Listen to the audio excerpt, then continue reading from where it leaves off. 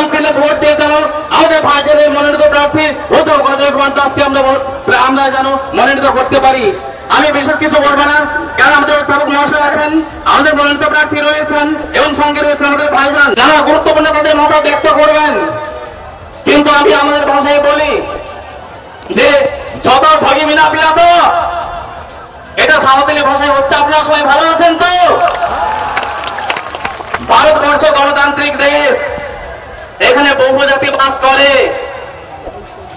ওনা থেকে বজত হর জমির কাছে আবো মিটি প্রতিজ্ঞাতা হয়ে যাব না যে দুই সরকার অসহায় গিয়া বন অর্থাৎ এই সরকারকে আমরা উৎখাত করবো। এই ভারতবর্ষের আমরা সমস্ত জনগণ, মা ভাই বোন থেকে শুরু করে আমরা সমস্ত জাতি ধর্ম বর্ণ নির্বিশেষে আমাদের গণতান্ত্রিক দল আইএসএফ ইন্ডিয়ান সেকুলার ফ্রন্ট সেই প্রতিজ্ঞাবদ্ধ হয়েছে, যেখানে সকলে মিলে আমরা আমাদের গুরুত্বপূর্ণ ভোট আমরা খাম চিহ্নে দিয়ে আমরা 2024 সালে এই এমপি ইলেকশনের মাধ্যমে জয়যাত্রা শুরু করব। আমি আর বিশেষ কিছু বলবো না। আমাদের মঞ্চে বসে আছেন ভাইজান, তার আমরা কথা শুনবো। আপনারা সবাই অধীর আগ্রহে বসে আছেন। সেই সঙ্গে রয়েছেন আমাদের মথুরাপুর লোকসভা কেন্দ্রের প্রার্থী অধ্যাপক অজয় কুমার দাস, তার গুরুত্বপূর্ণ বক্তব্য শুনবো। তো তার আগে আমি আমার একটা কথা বলি, আমরা 2024 সালে আমরা প্রতিজ্ঞাবদ্ধ হয়েছি যে তৃণমূল সরকারকে উৎখাত করবো। এটা হবে আমাদের শেষ অঙ্গীকার, একমাত্র অঙ্গীকার। সকলকে ধন্যবাদ।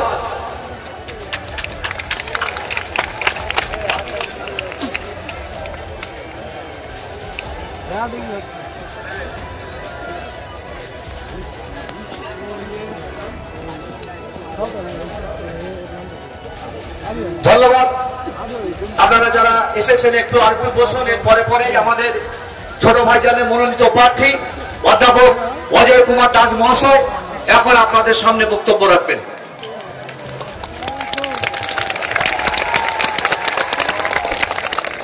এখানে যারা উপস্থিত আছেন দূর দূরান্তে, আমার গলার স্বর যত দূর যাচ্ছে, আমি যতদূর দেখতে পাচ্ছি, যারা এই গরমের মধ্যে নিজেদের কাজকর্ম ফেলে রেখে শুধুমাত্র এই আইএসএফ কে ভালোবাসেন বলে আপনারা এসেছেন, এক জায়গায় জমা হয়েছেন।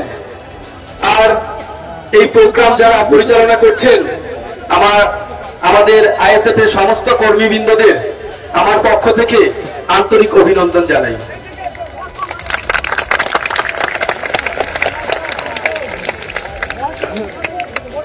অল ইন্ডিয়া সেকুলার ফ্রন্ট আমাকে মথুরাপুর লোকসভা কেন্দ্র থেকে মনোনীত করেছেন। তার আগে একটু বলে দিই, এই দক্ষিণ 24 পরগনার মাটি, এই মথুরাপুরের পুণ্যভূমির মাটি, এই মাটি বিখ্যাত সুরকার গায়ক সলিল চৌধুরীর মাটি, এ মাটি কবি শক্তি চট্টোপাধ্যায়ের মাটি, যার কবিতার মাধ্যমে সারা পৃথিবীতে, সারা বাংলায় মানুষের মনের দুঃখ যন্ত্রণা প্রকাশ পেয়েছে কবিতার মাধ্যম দিয়ে। এ মাটি সলিল চৌধুরীর মাটি, যার গীতে, যার গানে পুরো বিশ্বের মানুষের মন জয় করেছে। এই মথুরাপুরের মাটি থেকে অনেক অনেক মহাপুরুষ মহামানবরা নিজেদের জীবন বিসর্জন দিয়েছেন সমাজ উন্নয়নের কাজে, সমাজকে এগিয়ে নিয়ে যাওয়ার জন্য, পিছিয়ে পড়া মানুষদের জন্য। কিন্তু আজকে এই মথুরাপুরে কি হচ্ছে? মথুরাপুরে, মথুরাপুর আজ সন্ত্রাসবাদীদের আতুর ঘর হয়ে গেছে। মথুরাপুর আজ তোলাবাজদের আখড়া হয়ে গেছে, সমাজ বিরোধীদের জলসা ঘরে পরিণত হয়েছে, তাই তো? তাই এখন সময় হয়েছে এই সমাজ পরিবর্তনের ডাক দিতে, সমাজকে পরিবর্তন করতে। আমরা যারা পিছিয়ে আছি, পিছিয়ে পড়া মানুষ, যাদের সামাজিক অধিকার নেই, তাদের হয়ে কথা বলতে। আপনারা দেখুন, মথুরাপুর লোকসভা কেন্দ্রের অন্তর্গত যত পঞ্চায়েত রয়েছে আমাদের শাসক দলের অধীনস্থ, সেই সমস্ত জায়গায় কি হারে দুর্নীতি করেছে। আমি বলবো, কৃষ্ণচন্দ্রপুর পঞ্চায়েতে 40টা প্রকল্প ছিল, রাস্তা করার, ড্রেন করার, একটাও হয়নি। টিএমসি মনোনীত যে প্রার্থী রয়েছেন সব টাকা উঠিয়ে নিয়েছেন। এখন ওনাকে প্রতিদিন কোর্টের মধ্যে গিয়ে হাজিরা দিতে হয়েছে। আপনারা কি এই সমস্ত লোককে দিল্লিতে পাঠাবেন যারা পঞ্চায়েত লুট করেছে, পঞ্চায়েত সমিতি লুট করেছে? ভাবতে হবে আমাদেরকে। করঞ্জলি গ্রাম পঞ্চায়েতে খেতে খাওয়া মানুষরা 100 দিনের কাজের টাকা ব্যাংকে ঢুকেছে। সেই টাকা টিএমসি শাসকদের চক্রাবলীকে সেই টাকা ব্যাংক থেকে উঠিয়ে টিএমসির পার্টি অফিসে দিতে হচ্ছে। একই উন্নয়ন, নিজের পরিশ্রমের টাকা টিএমসির মানুষদের দিতে হচ্ছে, শাসকদের দিতে হচ্ছে।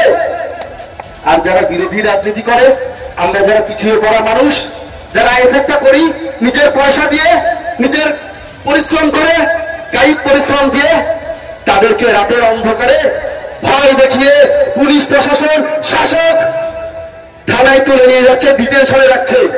তবে শাসক তোমায় বলে দিই, কান খুলে শুনে রাখো, এইরকম ভয় দেখিয়ে এসএফকে কখনোই রোখা যাবে না।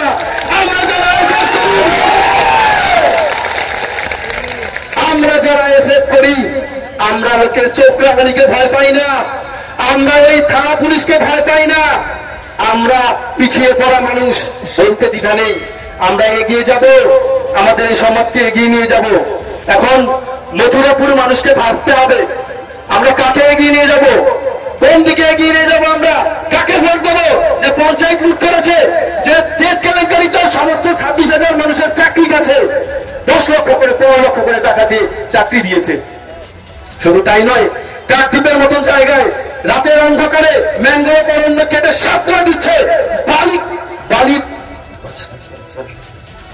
বালির খাদান রাতের অন্ধকারে সাফ করে দিচ্ছে। আর সেই বাড়ি বিক্রি করছে আমাদের সাধারণ মানুষদের কাছে। ভাবতে হবে, একটা ঘরের ছাদ আবাস যোজনা নেওয়ার জন্য হাজার হাজার টাকা দিতে হচ্ছে, তারপরে মিলছে না।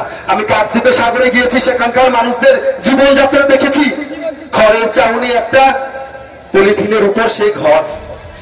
ঝড় এলে, এখানে ঝড় কবলিত এলাকা, ঝড় এলে সেই চলে যায়। পরিবার পরিজনদের নিয়ে কোথায় যাবে? সেই তাদের আত্মনাদ, সে চিৎকার পৌঁছায় না নবান্নে, পৌঁছায় না দিল্লিতে। আর বড় বড় কথা বলে দেশ এগিয়ে যাচ্ছে, রাজ্য এগিয়ে যাচ্ছে। তাই বলছি, এখানে যারা উপস্থিত আছেন আমার মা বোনেরা, দাদা ভাইয়েরা, অটো চালক, রিক্সা চালক দাদা ভাইয়েরা, ছোট দোকানদাররা, সবাইকে বলছি, তিনি তো অনুরোধ করছি, আমরা সন্দেশখালী হতে দেব না, মা বোনেদের ইজ্জত পিছিয়ে যেতে দেব না, আমরা বাকি হতে দেব না, যেতে দেব না। এই প্রতিবাদটা করবো, মথুরাপুরের মাটি থেকে এই পরিবর্তনটা করবো। এই বিজয় যাত্রা মথুরাপুরের মাটি থেকে দিল্লিতে নিয়ে যাব। তাই আপনাদের অনুরোধ করবো, আপনারা এখানে 15 বছর দেখেছেন, চৌধুরী মোহন জাটুয়া মহাশয়কে ভোট দিয়েছেন 3 বার, দেখা পাননি কেউ? পেয়েছেন কেউ দেখা? কেউ পাননি। আপনাদের হয়ে কোনো কথা বলেনি। ঝড় হয়ে যাওয়ার পর ত্রাণ আসে, সেই ত্রাণের পলিথিন দুভাগ করতে হয় সেই লম্বা লাইন ধরে, তাই তো? তাও কারো জোটে, কারো ভাগ্যে জোটে না, পরের দিন লাইন দাও, তাই তো? শুধুমাত্র তাই নয়, এখানে রাজ্য সরকারকে আমরা 13 বছর দেখেছি, কোনো উন্নয়ন হয়নি, রাস্তাঘাট হয়নি। এখানকার মানুষজন এখনো পুকুরের জল ইউজ করে, পরিশুদ্ধ বিশুদ্ধ পানীয় জল পায় না, রাস্তাঘাট নেই, ঘর দুয়ার নেই, কিচ্ছু নেই। শুধুমাত্র ভোট ব্যাংক বানিয়ে রেখেছে লক্ষ্মীর ভান্ডার দিয়ে। এর পরিত্রাণ চাই।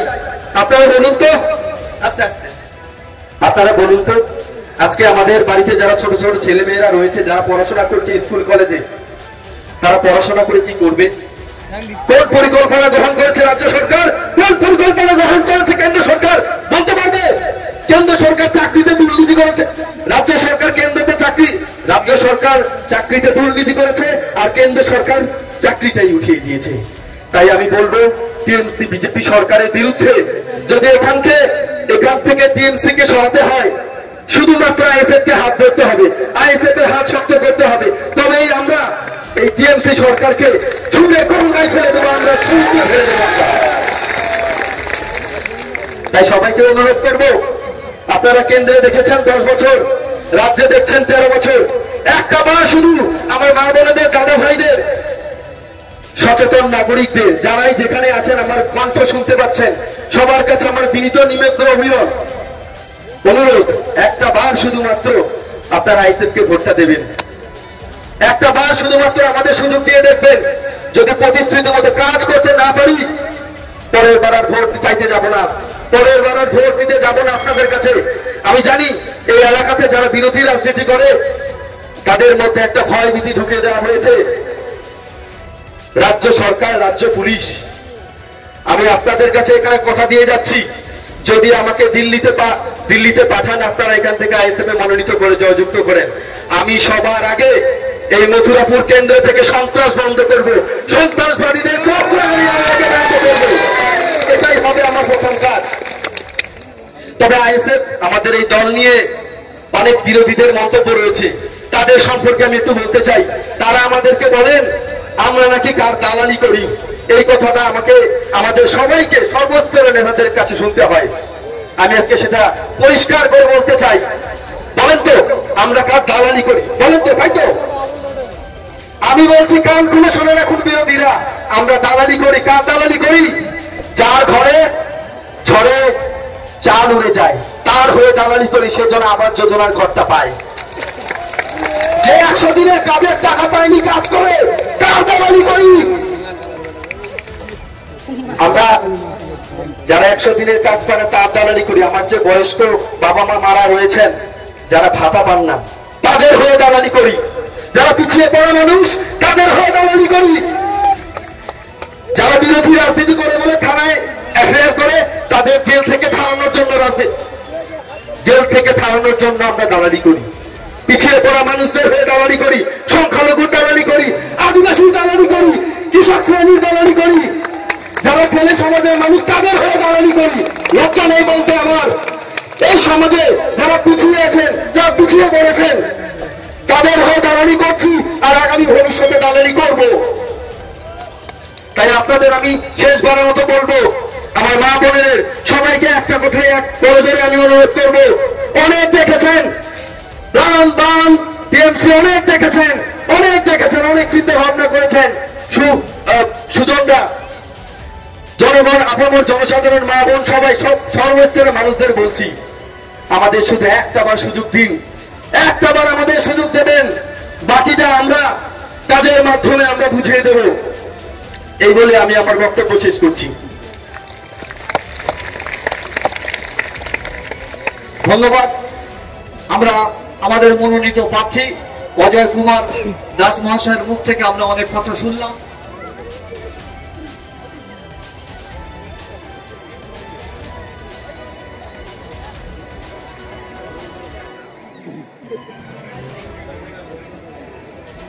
এখন আমরা আমাদের প্রাণপ্রিয় ভাঙড়ের একমাত্র বিধায়ক ছোট ভাইজানকে আমাদের দক্ষিণ অঞ্চলের পক্ষ থেকে দক্ষিণ অঞ্চলের অঞ্চল সভাপতি সাবির হোসেন মোল্লা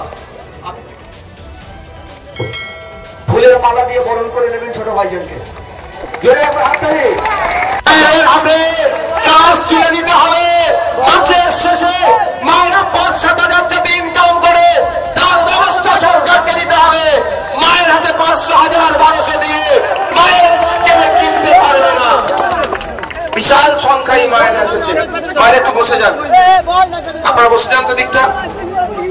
যারা দূরে আছেন আপনারা কি বুঝতে পারছেন না আমি কি বলছি? আপনারা যদি অসুবিধা লাগে একটু সাইডে যান।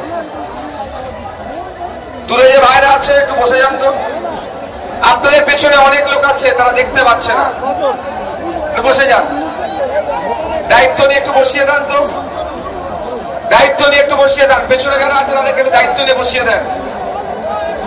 আপনারা বসে যাওয়ার পর আমি 2 মিনিট পরে প্রায় বক্তব্য দেব। 2 মিনিট আপনারা বসে যান, বসার পরে আমি বক্তব্য শুরু করব। আর এই ভিড়টা দেখে আজকে অভিষেক ব্যানার্জির স্নেহ ধন্য বাপিদাও কিন্তু চমকে গিয়েছে। এই যে ভিড় হয়েছে, এই ভিড়ে কাউকে 500 টাকা দিয়ে, কারো রোজ দিয়ে, কাউকে বিরিয়ানির প্যাকেট দিয়ে, কাউকে ভয় দেখিয়ে আনা হয়নি। এই ভিড়টা হয়েছে মানুষ তার অধিকার বুঝে নেওয়ার ভিড়। তাই অনুরোধ করবো যারা এসেছেন পরিচয় দিন, আপনি একটু বসে যান।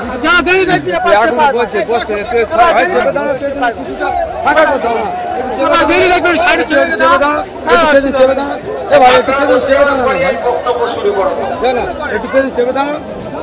একটু বসে এত করে বসো না তুমি কেউ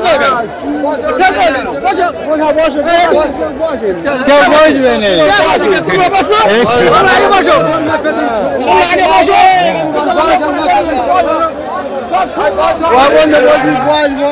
একটু দায়িত্ব ভাইদেরকে বসিয়ে দাও তো। এই তো কত সুন্দর লাগছে গানটা, সাউন্ডটা ক্লিয়ার করুন। সাউন্ড বক্সের সামনে দাঁড়িয়ে আছেন কেন ভাই? সাউন্ড বক্সটা ক্লিয়ার করুন তো ভাই। আপনাকেও বলা হচ্ছে, আপনাকেও বলা হচ্ছে ভাই।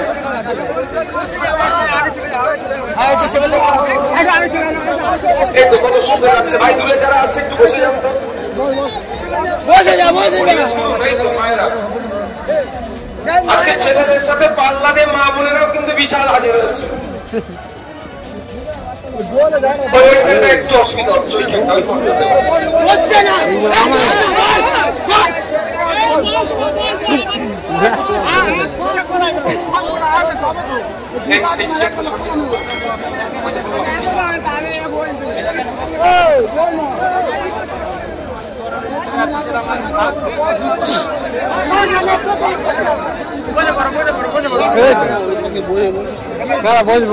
আমাকে সবাই দেখতে পাচ্ছেন তো নাকি? আমি লাইটের সামনে চলে আসলাম, অন্ধকারে আছে, সবার মুখ আমি ঠিকঠাক করে দেখতে পাচ্ছি না।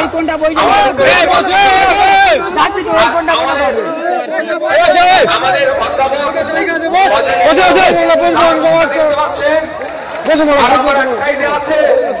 আদিবাসী সমাজ থেকে উঠে আসা নিজের জাতিকে প্রতিষ্ঠা করার জন্য আমাদের হাজরাদার মুখটা দেখতে পাচ্ছেন তো? হাজরাদার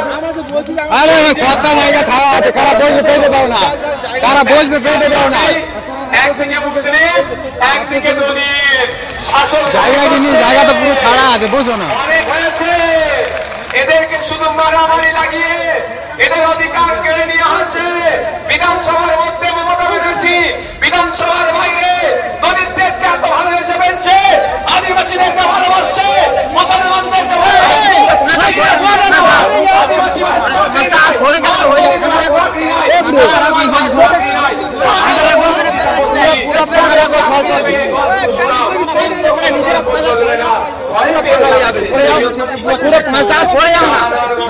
দিয়ে আমাদেরকে ভয় দেখানোর চেষ্টা হচ্ছে।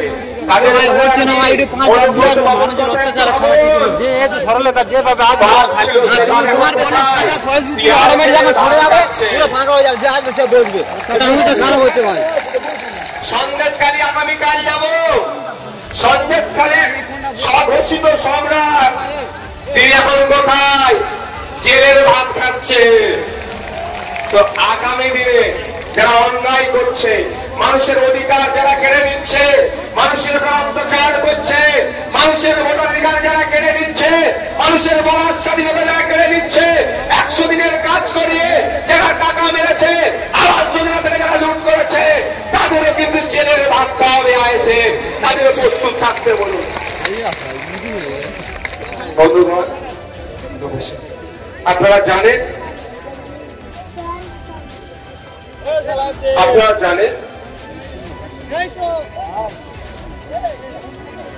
জুন মাসের 1 তারিখে এখানে সরিয়ে দাও তো।